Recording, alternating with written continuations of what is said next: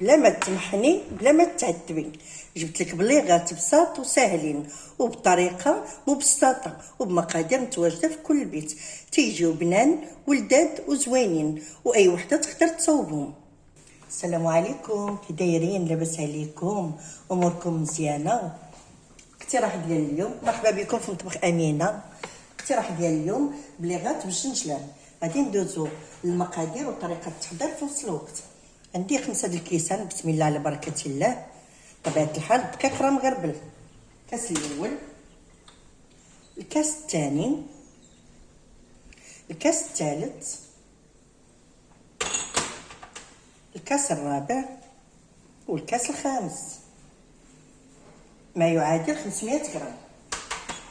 عندي 5 ديال الملح، عندي كاس ونص ديال الجنجلان ما محمرش غير مسهل، عندي كاس ديال الكاوكاو مطحون محمر ومطحون،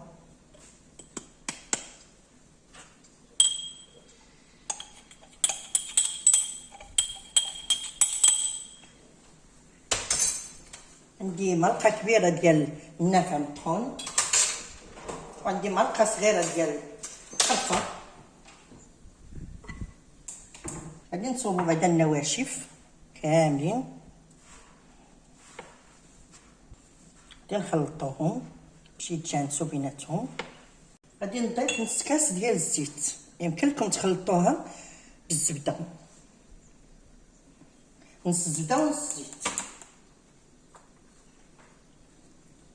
خل، وعندي 4 كاس ديال الماء مخلط بالزعفران،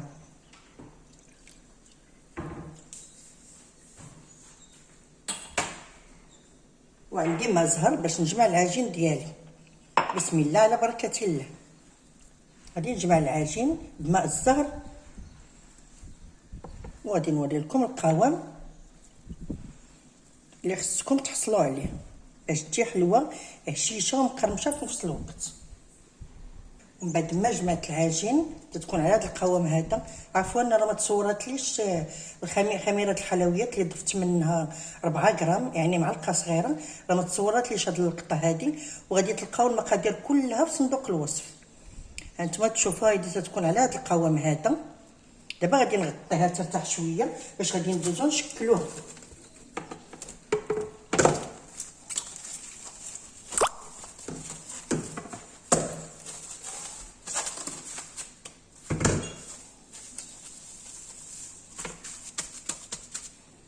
ومن بعد ما طلقت العجين بالاستعانه ديال الدقيق باش ما تلصقناش، غادي انا اختاريت ندير هذا الطابع هذا باش يجاوني على نفس القياس. هانتوما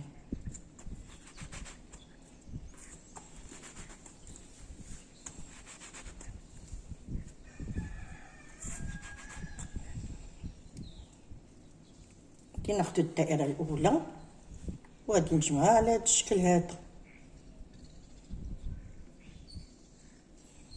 غادي نحاولوا نضغطوا عليها مزيان باش تجينا كلها مجموعه وما تحلناش في المقله. غادي ناخذ واحده اخرى نجمعها بنفس الطريقه.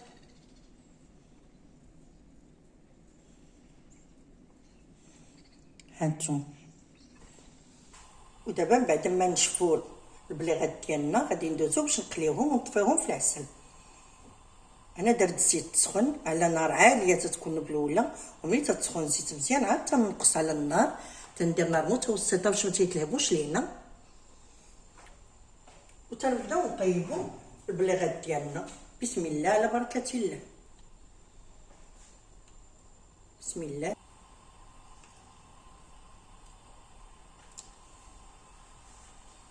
ونخليوهم تيتحمروا مزيان. غادي نطفيهم بالعسل باش ياخذوا داك اللوين بني. وهانتوما تتشوفوا راه ما تيتحلولناش في المقله لان خليناهم نشفوا.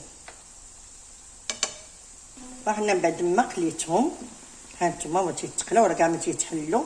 هانتوما شوفوا تنطفيهم في العسل وتنستمر بهذه الطريقه هذه حتى تنكمل البلاغات ديالنا كاملين تنخليهم يتحمروا مزيان باش يعطيونا داك اللوين. ها هما هادو